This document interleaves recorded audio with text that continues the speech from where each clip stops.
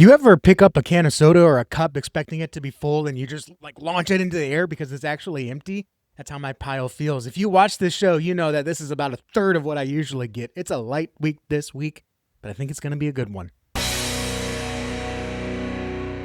Howdy, howdy, American Texan here, and I love comic books. I love to read comic books and talk about the stories. Other channels talk about the drama and the writers and all the gobbledygook out there. We just want to enjoy the stories for what they are, the art for what it is, and enjoy this medium of visual storytelling. This week, I don't have anything from consignment sales. I just got a small pile here that I can hold with one hand, but next week, I know it's going to be a super heavy week because of just the releases that are coming up, compiled on with the delays that DC has. So I'm going to enjoy a light week here and get ready for a heavy week of Thanksgiving reading. And if you're not subscribed already, please subscribe because we talk just about the comic books. On Fridays or at the end of the week, we do the big two reviews of the week's releases. And then at the beginning of the next week, we do indie reviews. So if you want to see what's good in comics and maybe what's not so good, but we don't talk too much about that, please subscribe. So let's get into this week's reads. Again, I don't have anything on consignment this week. That's weird, but nothing came into the shop that was tickling my fancy, so to speak. We're just got one trade today, and that is Criminal. This is the latest reprint, Bad Weekend. This is volume 9, the Criminal that's being reprinted. We've got a TV show coming out, and so I'm just slowly getting the trades for my collection, and this is number 9. This one is $14, so these are super inexpensive. If you can get the original ones, if your comic shop has the original ones, I would suggest you go ahead and get the ones they already have on the shelf rather than ordering. But if you love a good criminal storytelling, then you can't go wrong with Criminal. And then the only other thing that I got, but I'm not reading because I collect the covers, that is the Art Germ Rogue cover here for X-Men Apocalypse, or X-Men of Apocalypse. This is the Art Germ. I collect Art Germ Marvel covers. I will usually crack these open just to see what's inside, but usually, especially if it's X-Men, I really don't care for it. So I probably won't even try, but I have this one for my collection. I don't worry too much about getting the ratios or the pure arts. I just want to have the nice trade dress. If I ever come across a pure art and it's a good price, I'll take it, like the Deadpool Batman I got last week. But just for my personal collection, I don't care about just having the trade dress. Going into Marvel's releases, it's cooled off for Marvel. We got One World Under Doom. This one's by Ryan North and I think it's Jose Silva. Not many people are talking about it. A lot of people are just cool on it, and it's finally done, I guess. I thought I had a promising start, but this has really expanded to 9 issues of, did it really matter? Did it need to happen? And it's Marvel, so we know that the pieces are all going to go back in the toy box, and there's going to be like one thing that's different. Like Blood Hunt, the only thing that's different was Dr. Doom became Sorcerer Supreme. Marvel didn't do anything with it, so what's going to happen next? I think we know because of the solicitations what's going to happen, but I won't spoil it here. One thing I am excited for, though, is the Punisher Red Band. Benjamin Percy's kind of hit and miss with me, and this artist, though, even though I've never heard of him before, Ota, wow, great book, great art, really cool writing. You can really tell that Benjamin Percy respects the character and wants to do right by it. So I am enjoying this one, as well as Palmiotti's Return to Punisher for the Marvel Knights run. But this one, I think I enjoy a little bit more. Does it need to be Red Band? Not really. Does it need to be polybagged? I don't think it's that much worse than what's not polybags, but for a marketing gimmick, hey, it's still pretty cool and it's still a great read. That's all I got for Marvel. I don't read X-Men, and that's most of what's out there, and a lot of the mainline books like the Avengers just aren't doing it for me. But what is DC? So let's look at DC books. We've got Batman and Superman, World's Finest. Pretty cool cover here with the Joker shaking hands with Lex Luthor, or Luthor. And what could go wrong is on the cover. What could go wrong is, I don't know. What's the worst thing? Let me know in the comments. What do you think is the worst thing that can happen if the Joker and Lex Luthor partner together? I think this kicks off a new storyline because we just wrapped up the Bizarro stuff. I didn't get to read last month, so I'm going to read it before I read this one. But I am looking forward to that one.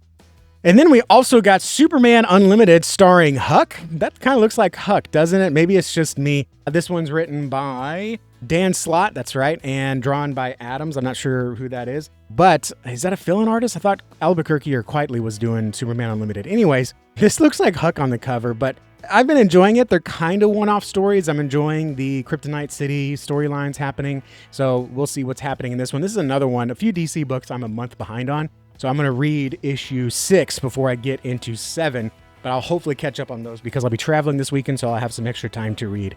And I probably should have let off with this one, Batman Deadpool, just the A cover for me. I think the covers for this one were much better, but I still don't like buying variant covers from DC because they are an extra $1 and they're basically just stapled onto the books. rubs me the wrong way, so I don't do that. So I just got the A cover for this one. This one has Mora Sanchez DC Marvel team-ups by James Snyder, Taylor, Tamaki, Wilson, and Jansen. So yeah, I think half of them are going to be good, half of them are going to be meh. Let's see what happens. I don't know too much about it. I've tried to stay spoiler-free on those.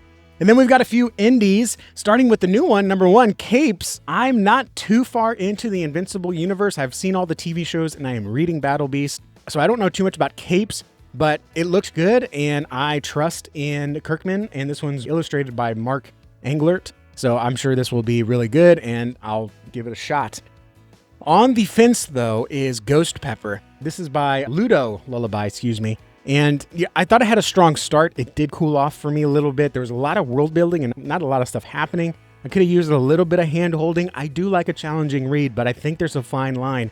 This one is just staying just on the other side of that fine line towards being inaccessible and not as enjoyable to me. I think the art's great, but there's not a lot of story backing it up. However, this cover, we got the dude, I can't remember his name, turning into some kind of fire or something, breathing fire. I'm not sure what's happening there. So I'm going to give it a shot. If this one doesn't get me to stay on, I'm going to remove it from my pool. And then we've got G.I. Joe. This is another one I'm behind of. We got the start of the Dreadnought War. And on the cover of last month's, we had a little bit of storytelling on the covers. We had Duke and Cobra in the Jeep.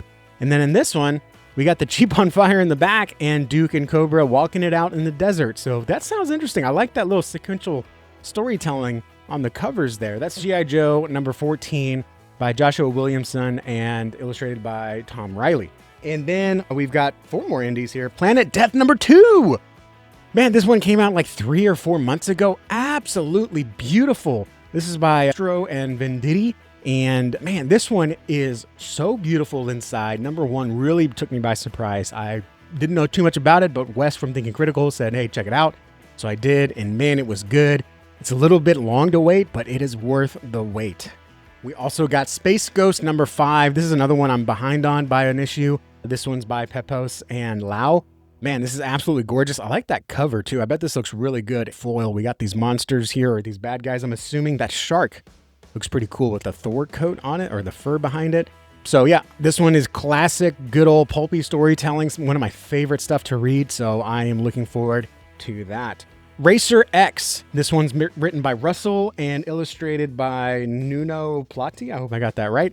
And man, issue 2 was awesome. Issue 1 and 2, they're written more of like that narrated style, and you see what's happening on the page, but you read what's going on in Racer X's head, his inner dialogue, and it is an absolute joy to read.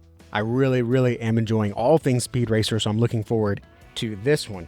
And then finally, last one, Viking Moon number 2. Now, Wes enjoyed it, so I picked up the second printing of number 1, and I still haven't read it, but I went ahead and got number 2 because I don't want to miss out on this one. Vikings and werewolves. Yeah, sounds like a good time. So I'm going to hopefully finally get this. And I am trusting in this one by Joe Pruitt and Marcelo Frusin that I actually told them, go ahead and add it to my pool.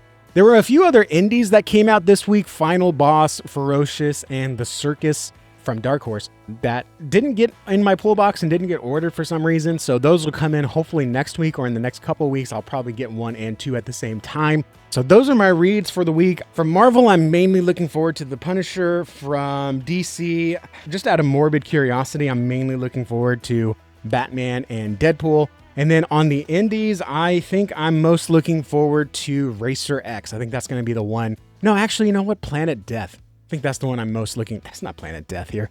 There we go. Nope. I keep grabbing a book and it's not Planet Death. Planet Death is the other one I'm most looking forward to. What do you guys think? What are you looking forward to? Is there anything that you're reading that I didn't pull that you're like, hey, Tex, you got to check this out? Let me know in the comments because I don't want to miss out on anything good. Thank you guys for watching. Tune in on the weekend to see my Big 2 review and the next week for my indies. And then next week, I will hopefully go to the comic shop. If not, I'll be showing off my pulls through a screen share. Thank you guys for watching. Like this video if you like this video, and I'll see you all in the next one. Adios.